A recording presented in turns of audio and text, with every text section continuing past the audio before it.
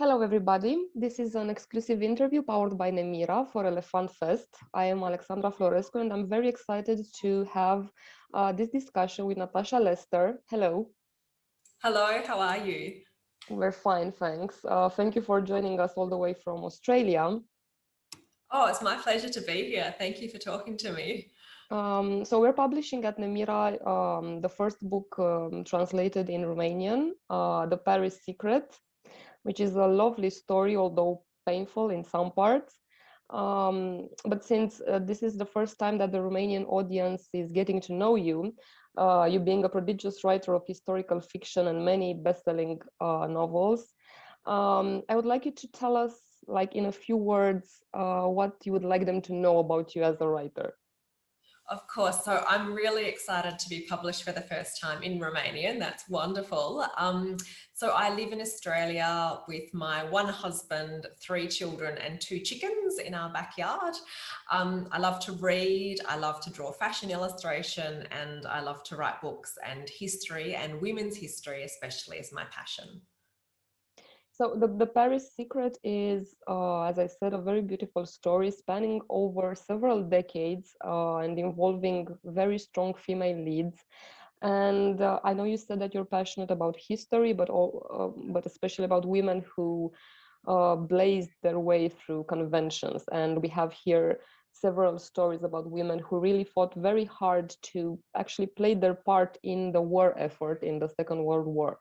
And we're talking about women who were flying aircrafts, women who were sent to be spies in enemy territory, but also we're talking about friendship and love and family and the sense of family.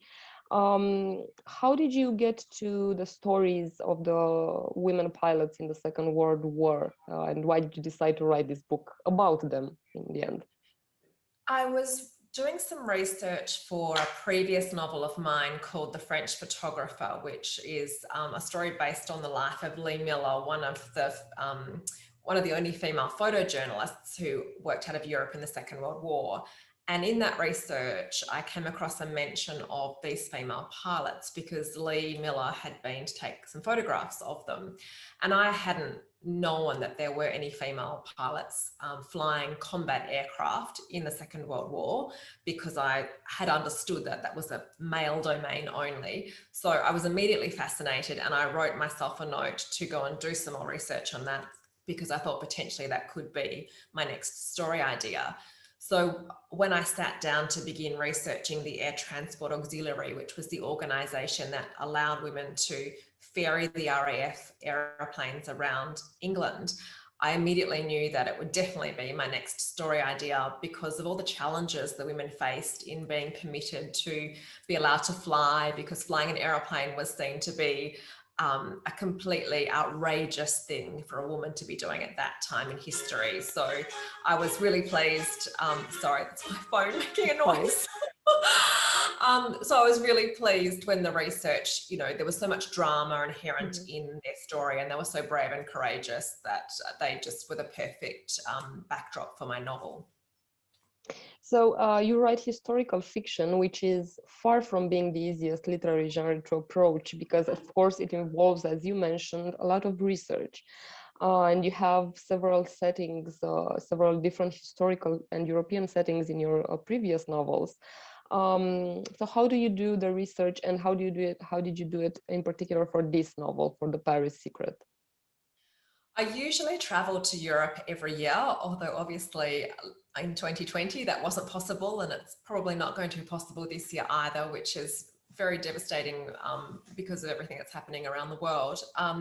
So normally I travel to the locations that I set my book in. So for example, for The Paris Secret, I spent quite some time in England going to the different museums that hold records of the Air Transport Auxiliary. One of the air bases in the book is RAF Tempsford, and another one is RAF Tangmere. And RAF Tangmere still exists, not as an airbase, but as a museum dedicated to the activities that happened there, the secret flights and that sort of thing. So I was able to go there and sit in the airplanes that the women flew, and see a lot of documentation about them, which helped really bring it to life. I also went to the National Archives in Kew in England and read through all the papers to do with the Air Transport Auxiliary, things like letters from the female commander begging to be allowed to employ more female pilots because they were proving to be so safe and so competent, and the replies she got in response saying that no, she wasn't allowed to have more women in her staff.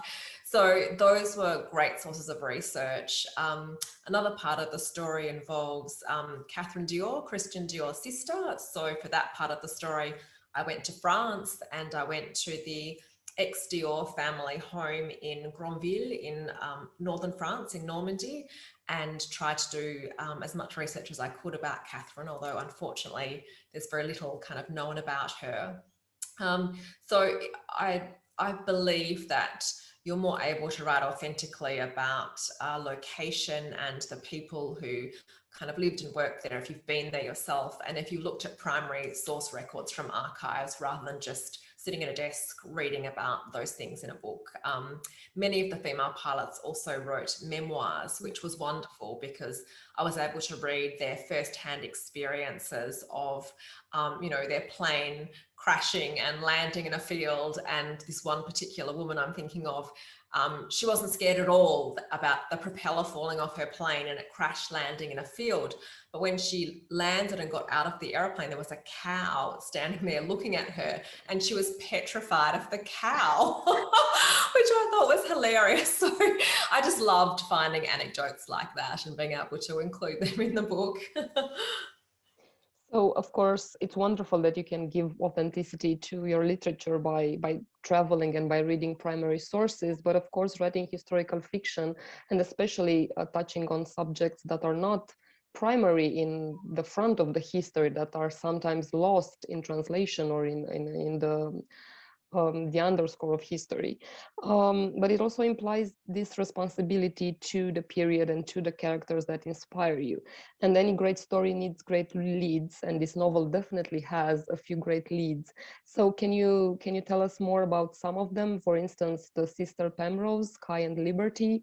What was your inspiration for them? So Sky is a fictional character, although she's really a composite, I suppose, of several of the female pilots whose memoirs I read. The one thing that I felt about all of them was that they were aware of the fact that flying an aeroplane was seen as quite transgressive, but they just didn't care because they loved flying so much. And their love of flying was what drove them. And so she came out of me reading those memoirs and wanting to write this woman who was going to keep flying in spite of all the barriers and opposition, because it was what she loved to do. And so I also knew from reading the women's memoirs that Sky was going to need to be quite feisty and quite strong, because there were various experiences that the women recounted, such as when they were first employed by the Air Transport Auxiliary.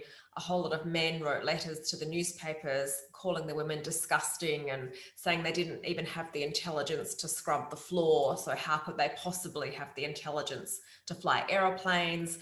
And I thought, oh God, goodness, imagine reading that, knowing that you were a fully qualified pilot. These women all had, 2,000 hours of flying experience behind them. They were more than intelligent enough to both scrub floors and fly airplanes.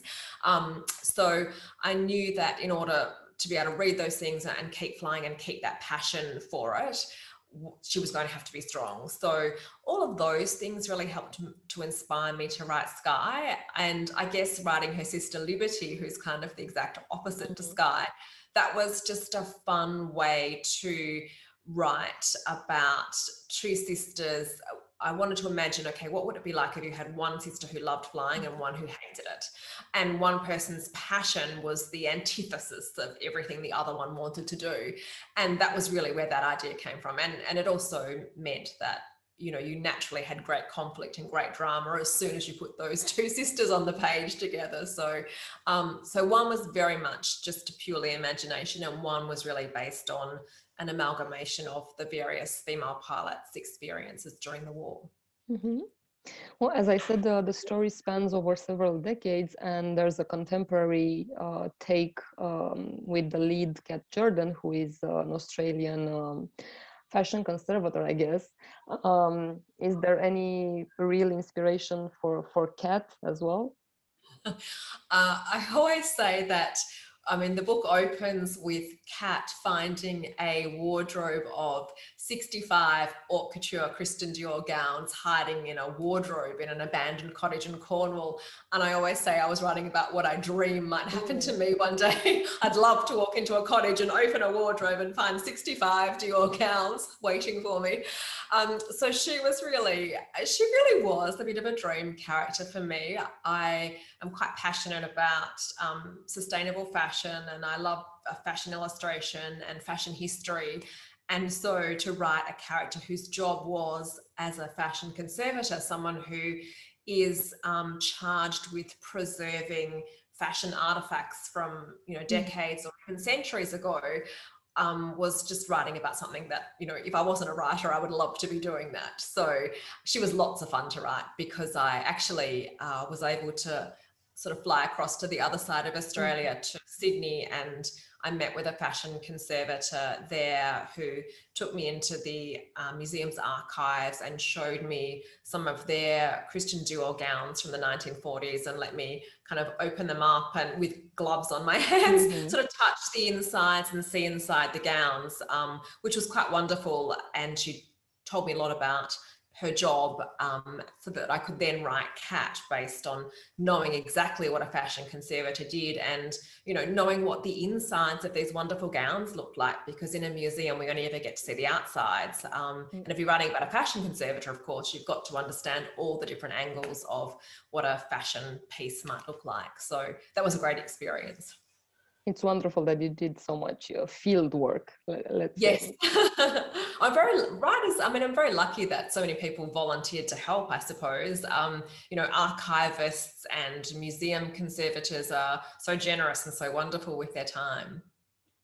So the novel is written with a back and forth present day and past, present day and some years during the Second World War, which I'm sure is not easy to write, although it's much more interesting to read, of course. So why did you choose to write it this way and not in an easier linear timeline? I wrote it that way because one of my previous books, The Paris Seamstress, which was published here in Australia and in the US in 2018, happened by accident to become that sort of dual narrative with a contemporary storyline and a historical storyline. I had been writing it as a purely historical novel, and I'd got myself really stuck with the plot. I didn't know how to finish the book. I kept getting to about 3/4 of the way through, and then I'd have to walk away because I didn't know what was going to happen. And then one night just woke up in my bed with this idea of the main character, her granddaughter, who had never existed before, but suddenly at 3:00 in the morning, the main character had a granddaughter and she had a storyline, and that was going to help me unravel this sort of plot tangle I'd tied myself up into. And so I did that in that book, and I loved writing the dual narrative, and it helped me to unravel the plot in a really engaging way for the reader, and readers really responded positively to that. So when it came time to sit down and write The Paris Secret, it seemed the logical choice to do it again. And I always had in my mind from the outset of writing that book, as well as writing about those female pilots, I wanted to write about this young woman who discovered this treasure trove of haute couture gowns that belonged to her grandmother. And so therefore I knew straight away that for that story to work, I needed to have both the granddaughter and the grandmother in the story together, so that the granddaughter could work out the mystery of why her grandmother, this most unlikely and unassuming woman, could possibly have come by this astonishing collection of Dior couture gowns. So I find it quite fun to write like that too. Don't tend to plan a lot when I'm writing, so the mystery kind of unravels for me on the page by page, a bit like it does for the reader. So it keeps me quite engaged and interested as a writer too, to figure out, I suppose, what's actually going on. Yes, I was thinking that that's as engaging for the reader because they discover the mystery alongside the lead, the contemporary lead, and for you, if you said that you didn't have the perfect outline from the beginning. So,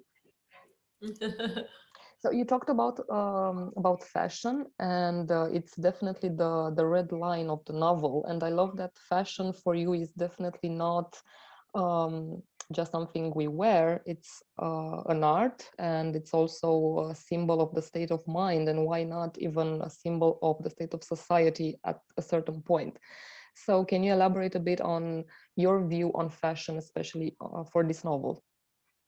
Absolutely. So I do think that unfortunately fashion is often trivialized as being unimportant. And I think that's probably because it's an art form we wear every day. We all have very easy access to it, unlike painting and sculpture, which tends to be something that not everybody collects and sort of hangs on a wall in a very static sort of way.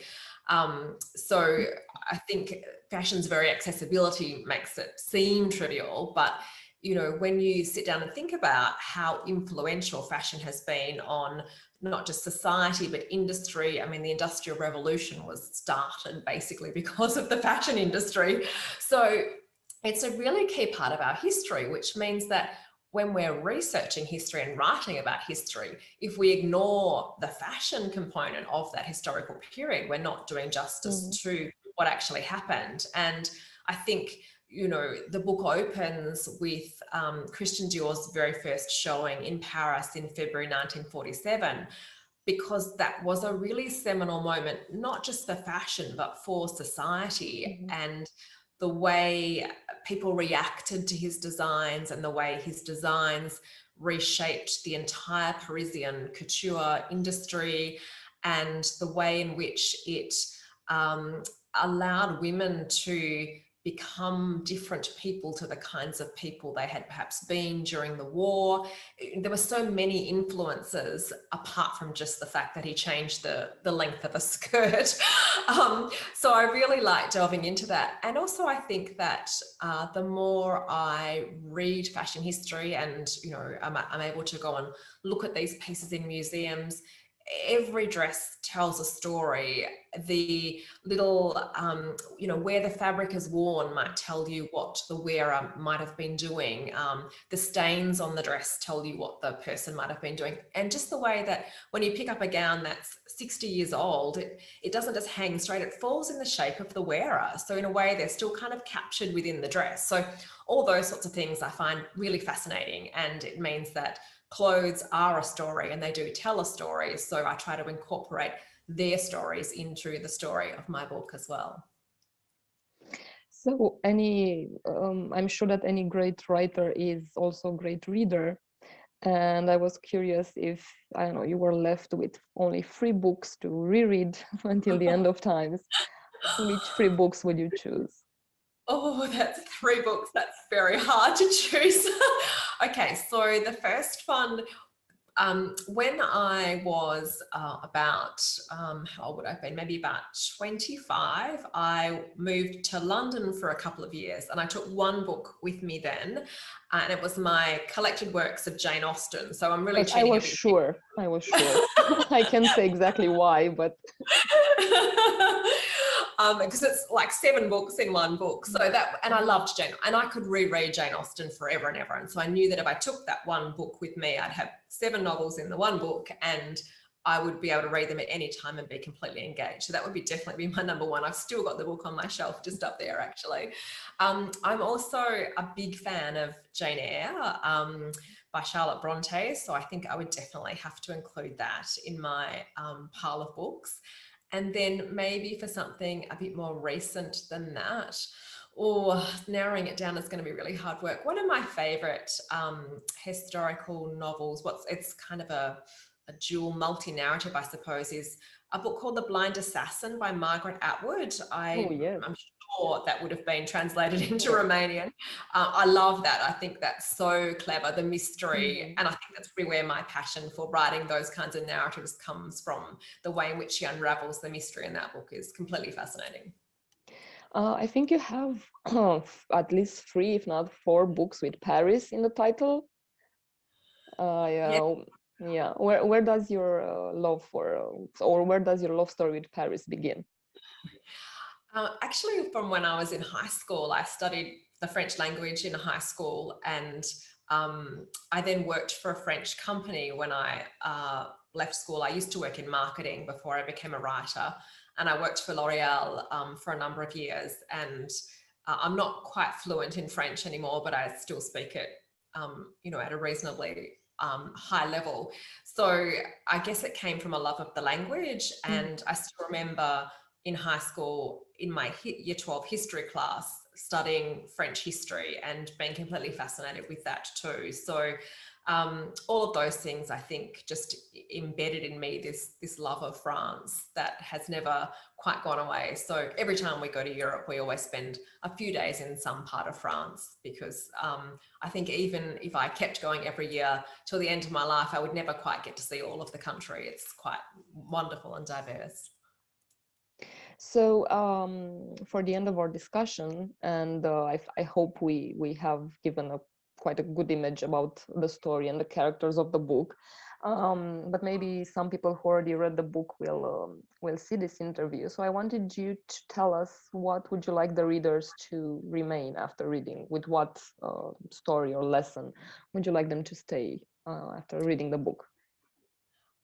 The main one is that the reason I write these books is to bring to life these forgotten women from history, and also to pay tribute to them in a way, because if there hadn't have been these women in history who fought against all the barriers that were put in their way, who said, no, I'm going to fly these aeroplanes no matter what people say, then I probably wouldn't have the opportunities that I have today as a woman, because to have opportunity, you need people in the past who have broken down all the barriers. And whilst all the barriers have not yet been broken down for women, many of them have been. So I'd like for people to reflect on, in a way, how far we've come as women, but also maybe how far we still have to go, and that we need to keep being strong and resourceful and daring to try new things, so that we continue to progress and to change in life. And also to remember people like, Christian Dior was a remarkable woman. She worked for the French Resistance. She was imprisoned, sent to a concentration camp, and nobody knows who she is. Everybody remembers her brother, Christian Dior, who did design beautiful gowns, but really arguably Catherine was the more heroic Dior sibling. So I would like people to remember her as well. And you pay a great tribute to her in this book. So we invite everyone to discover what the Paris secret is actually, and to get to know these incredible women that you wrote here and that you brought to life in this book. Thank you so much for taking the time, and I hope everybody enjoys this beautiful novel, and maybe we can see each other another time for another novel of yours translated into Romanian. Thank you so much. And I'm really, as I say, very excited to have this book translated into Romanian, and I hope that everybody does enjoy it. Thank you so much. Bye-bye. Bye.